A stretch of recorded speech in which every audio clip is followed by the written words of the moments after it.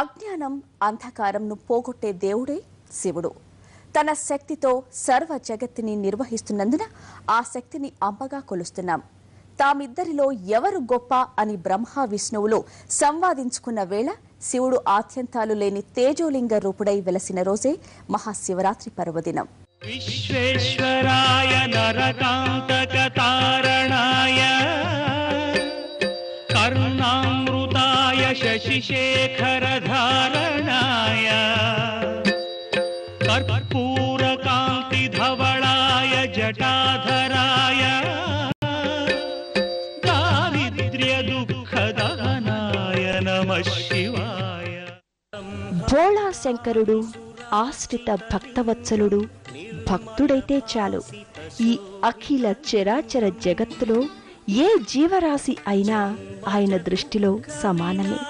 ఆ శంభుని మనస్ఫూర్తిగా నమస్కరిస్తే చాలు, శివ అని పిలిస్తే చాలు, భక్తులకు నేనున్నాననే అభయమిస్తాడు.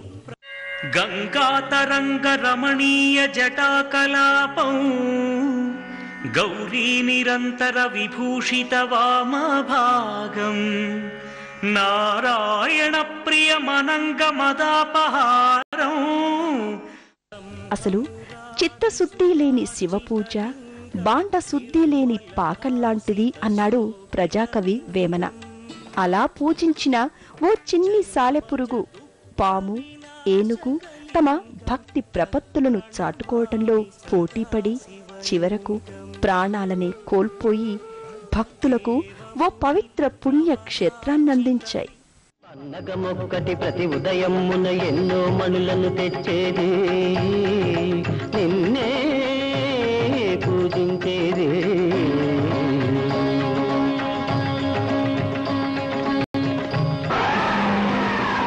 పాముయు నర్చిన పూజను మెచ్చక ఏనుగు రాణిని తుడిచేది,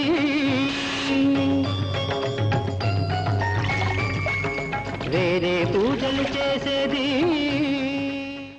ఇక మూఢుడు అజ్ఞాని బోయవాడు తిన్నడైతే ఏకంగా తన కన్నులనే అర్పించి భక్త కన్నప్పగా ఆ చంద్ర తారార్కం నిలిచిపోయాడు. శివ సాయుధ్యం పొంది భవబంధాల నుంచి విముక్తుడయ్యాడు. ఈ నుంచి నా కళ్ళతో నువ్వు లోకాన్ని చూసావు, నీ ఎలుగుతో నేను నిన్ను చూశాను. నా బతుకు పండింది, పుటక పుట్టినందుకు తరించాను తండ్రి.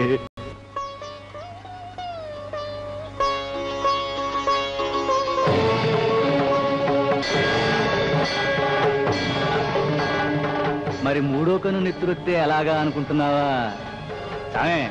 మూడో కను నీకే కాదు నాకు ఉంది. మరో మూఢ భక్తుడు మంజునాథుడు పరమశివుణ్ణే దొంగ శివ, భంగ శివ, దుష్ట శివ, భ్రష్ట శివ అని తిట్టినా చివరకు అన్యదా శరణం నాస్తి అన్నాడు. నీవే సర్వం అంటూ పరమ భక్తుడయ్యాడు. ఒక్కడే ఒక్కడే మంజునాథుడొక్కడే, ఒక్కడే ఒక్కడే మంజునాథుడొక్కడే. శక్తికి రక్తికి ఒక్కడే, భక్తికి ముక్తికి ఒక్కడే దిక్కు. ఇంతకీ భోళా శంకరునికి ఇష్టమైనవి ఏమిటో తెలిస్తే ఎవరైనా సరే ఆశ్చర్యపోక తప్పదు.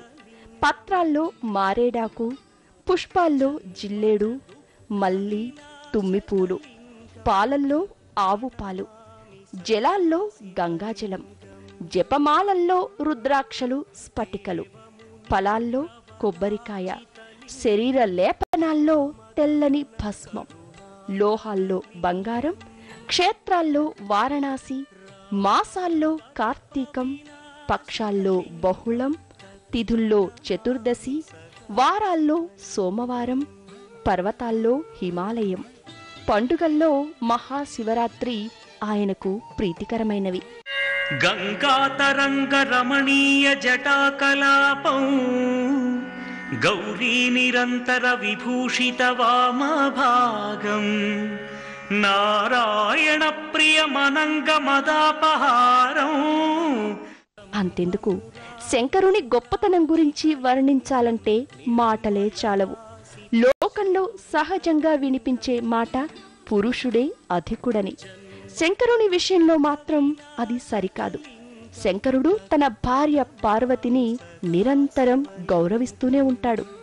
పార్వతితో తనకి వివాహం కాకముందే శివుడే మారు వేషంలో ఓ బ్రహ్మచారిగా వెళ్లి శంకరుని తల్లిదండ్రులెవరో ఎవరికీ తెలియదని, బూడిద మాత్రమే పూసుకుంటాడని, ఇల్లు లేదని, శ్మశానంలోనే ఉంటాడని, నిత్యం భిక్ష కోసం తిరుగుతూ ఉంటాడని, ఇలా ఉన్నది ఉన్నట్లు నిజాన్ని చెప్పిన ఒకే ఒక్క ప్రియుడు శంకరుడు. లోకంలోని ప్రేమికులందరికీ ఒక తీరుగా మార్గదర్శకుడు శంకరుడు. వెర్రిదానా, ఆ పరమశివుడి మీద నీకెందుకే ఇంత ప్రేమ? సౌందర్యమా, సంపద, పోనీ ఆపదలో ఉన్నప్పుడు కొంచెమైనా నిన్ను ఆదుకున్నాడా, కంటికి అగుపించాడా? ఆ కఠినాత్ముడి మీద నీకెందుకే ఇంత మమకారము? స్వామి, మీరు పొరబడుతున్నారు. నీలకంఠుడు నా ఎడల ఎన్నటికీ నిర్లక్ష్యం వహించాడు. తనకంటే పార్వతీదేవి బాగా ఆలోచించగలదని తెలిసి తనకంటే జ్ఞానవతిగా ఆమెను గుర్తించి నిరంతరం ఆమె వద్దకు వెళ్లి భిక్షని యాచిస్తాడు శంకరుడు.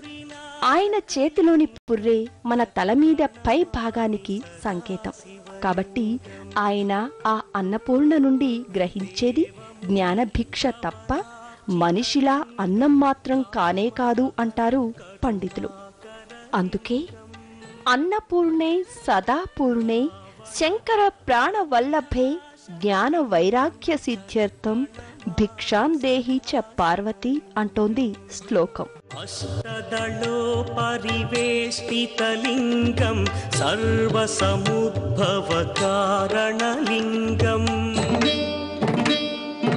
అష్టదరిద్ర వినాశనలింగం తత్ప్రణమామి సదా శివలింగం. కార్యక్రమంలో చిన్న విరామం. ప్రభుం ప్రాణనా